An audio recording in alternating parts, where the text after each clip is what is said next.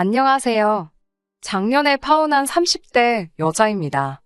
아무에게도 못했던 이야기를 오늘은 여기에 털어놓고 싶어서 이렇게 글을 적습니다. 저는 그때 중소기업 회계팀에서 근무하고 있었습니다. 연봉은 4천 정도로 적지 않고 회사의 복지도 좋아서 만족하고 다니고 있었어요. 그러다 거래처 직원인 약혼남을 만나게 되었습니다. 저보다 7살 많았던 그는 나중에 말하길 저한테 첫눈에 반했었다고 하더라고요. 남자의 적극적인 구애에 못 이겨 연애를 하게 되었습니다. 연애를 하는 동안 남자는 저에게 정말로 지극정성이었습니다. 야근으로 제가 퇴근이 늦어질 때는 제 자취방에 먼저 가서 청소도 싹 해놓고 음식도 해놓는 그런 사람이었어요. 남자는 이미 결혼 정년기가 지났을 때라서 하루빨리 결혼하고 싶다고 하더라고요. 아이도 셋 정도 낳고 싶다고요. 그런 이유로 연애한 지 6개월이 지났을 무렵 본격적으로 결혼 이야기가 오가기 시작했어요. 남자의 부모님은 두 분 다 남자가 고등학생일 때 돌아가셨어요. 그래서 위로 있는 누나 셋이 남자를 엄청 챙겼다고 하더라고요. 그 이야기를 들었을 때는 사실 힘들었겠다라는 생각뿐이었어요.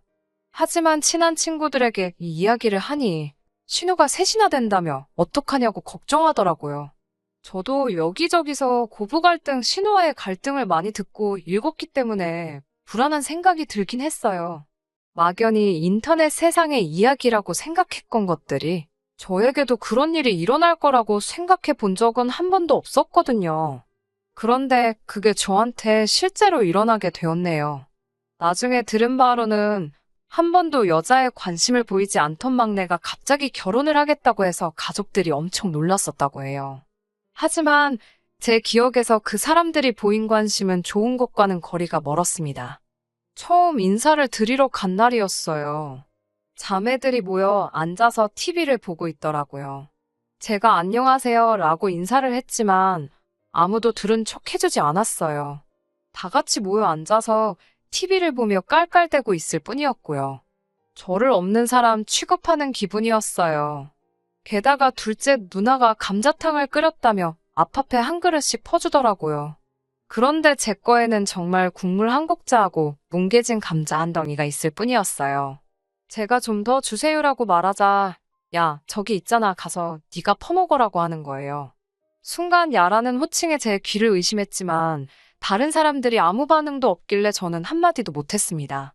아무튼 좀 더 국을 풀려고 냄비에 갔는데 냄비엔 찌꺼기밖에 없더라고요. 음식이 코로 들어가는지 입으로 들어가는지도 모르겠는 식사를 마치고 남자 가족들과 앉아서 TV를 보고 있는데 이번엔 셋째 누나가 맥주 한 잔 먹고 싶다 그러는 거예요. 그러더니 저한테 너도 마실 거냐고 묻더라고요. 저는 그래도 저한테도 말을 걸었다고 그게 반가워서 네 저도 마시겠다고 했죠. 그랬더니 저에게 카드를 주면서 그러면 네가 가서 사와 이러더라고요. 제가 남자에게 같이 가자고 하니까 그 누나 셋이 저를 쳐다보면서 그 맥주 몇 캔이 얼마나 무겁다고 둘이 가냐고 툴툴거리더라고요. 그렇지만 남자가 금방 갔다 온다며 저를 따라 나섰죠. 저는 문 밖에서 남자에게 지금 이게 무슨 상황이냐고 너무 짜증난다고 화를 냈어요. 저는 인사시킨다며 나를 데려와 놓고 이게 뭐 하는 거냐고요. 이렇게 나를 무시하는 니네 집과는 결혼할 수 없다고도 했어요. 택시 타고 떠나려고 하자 남자가 자기 가족들이 뭘 몰라서 그런다고 자기한테 조금만 시간을 주면 다 고쳐놓겠다고 붙들고 늘어지더라고요. 구구절절 사정하며 매달리는 남자를 보니 마음이 좀 흔들렸어요. 결국 다시 돌아가서 불편하고 어색한 시간을 보내고 집으로 돌아왔습니다. 남자가 늦게나마 저를 가족들에게 정식으로 소개하려고 하는데 그나마도 큰 누나란 사람이 말을 딱딱 끊더라고요. 결국 제대로 대화다운 대화도 나눠보지 못하고 집에 돌아왔네요. 그 일이 있은 뒤 얼마 지나지 않아 저는 임신을 했습니다. 남자는 결혼할 이유가 생겼다는 것에 더욱 기뻐하는 눈치였어요. 게다가 제가 다른 사람에게 말하지 말라고 하기도 전에 남자는 벌써 이 사실을 누나들에게 다 말했더라고요. 그리고 저희 부모님께도 전화해서 배불러 오기 전에 식을 올려야 한다며 결혼식을 밀어붙이더라고요. 그리고 저도 사실 막상 아이가 생기니까 결혼을 해야겠다는 생각이 확고해지긴 했어요. 저도 아이를 너무 좋아해서 유치원 선생님 되는 게 꿈이었을 정도였으니깐요.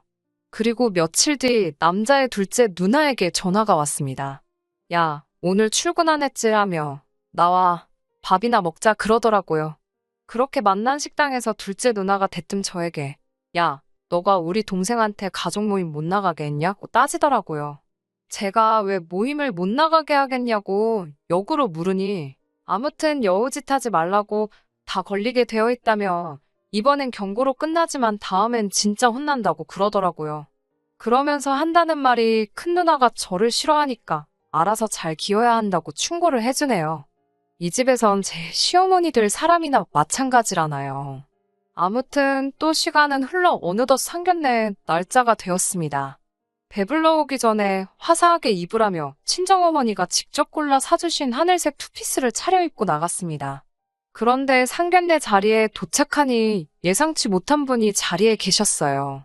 남자의 작은 고모였죠. 원래는 큰 누나 내외만 나오기로 했었는데 그래도 이 집 어른이라며 작은 고모가 바득바득 우겨서 나왔다고 해요.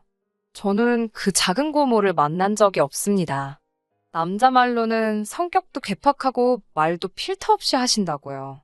나름 유명한 한정식집에서 하는 상견례였는데 단정하게 차려입은 저희 부모님과 달리 남자 쪽은 큰 누나 내외는 청바지 차림에 작은 고모는 골프웨어를 입고 나왔더라고요. 왠지 모르게 허탈한 마음이 들었습니다. 게다가 점심 식사를 하기로 했는데 자기들은 아침을 늦게 먹었다며 음식엔 손도 안 대더라고요. 덕분에 저희 부모님도 식사도 제대로 못 하셨어요. 전 속으로 이건 아닌데라는 생각만 계속하고 있었죠.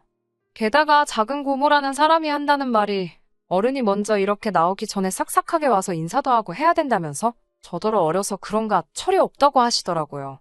그러자 친정 아버지가 아직 많이 부족하니까 잘 가르쳐 주시라고 하셨어요. 그러더니 큰 누나라는 사람도 말을 보태더라고요. 원래 수더분한 올케를 보고 싶었는데 너무 여우에다가 당돌하다며 집안 분위기 흐릴까 걱정이라고 잘 가르쳐서 보내달라고요. 결정적으로 혼수 이야기가 나오면서 사단이 나고 말았습니다. 저희는 둘 다 일단 허례허식 없는 결혼식을 하는데 동의한 상황이었어요. 그건 남자의 누나도 동의한 일이었고요. 집도 결혼식도 반반씩 하자는 거였죠. 그런데 그 이야기를 들은 작은 고모가 저희 부모님한테 당신들도 생각이 있으면 딸 시집 보내는데 필요한 도리는 해야 되는 거 아니냐고 대뜸 삿대질을 하더라고요. 저희 부모님한테 막말을 쏟아내는 남자 쪽 가족들을 보고 있으니 너무 머리도 아프고 속도 안 좋았는데 결정적으로 작은 고모라는 사람이 저희 부모님을 모욕하는 모습을 보고 나니 순간 쓰러질 것 같았어요. 그리고 곧 이어 다리 사이에서 뜨뜻한 느낌이 느껴졌어요. 테이블 아래로 내려다보니 피가 흐르고 있더라고요. 나중에 들으니 놀란 저희 부모님이 119를 부르고 아버지가 저를 1층까지 업고 내려가셨다고 해요. 병원에 도착해서 소변줄 꽂고 검사하고 했지만 결국 그날 새벽에 유산했습니다. 담당 의사 선생님 말씀으론 산모가 스트레스를 많이 받은 것 같다고 하셨대요. 병원 6인실에 누워 하염없이 울고 있는데 남자랑 그 고모라는 사람이 찾아왔더군요. 큰 누나 내외도 왔고요. 그 점자는 저희 아버지는 남자를 보자마자 멱살을 잡아 끌고 병실 밖으로 나갔습니다. 그 와중에 고모라는 사람은 저한테 보기에도 비리비리해서 불안하더니 결국 이렇게 됐다고 그래요. 그러면서 이참에 저를 옆에 끼고 잘 가르치라고 저희 어머니한테 훈수를 두더라고요. 순간 그 순한 저희 어머니가 그 고모 머리채를 잡아챘습니다. 너 죽고 나 죽자며 그 여자 머리를 미친 듯이 흔들더라고요. 그 모습을 본 큰 누나 내외는 슬금슬금 뒷걸음질 치다가 도망갔고요. 그렇게 그 남자와 저는 파혼하게 되었네요. 그 남자는 지금도 종종 미안하다고 연락이 옵니다. 기회만 준다면 다시 시작하고 싶다는 헛소리도 잊지 않고 해요.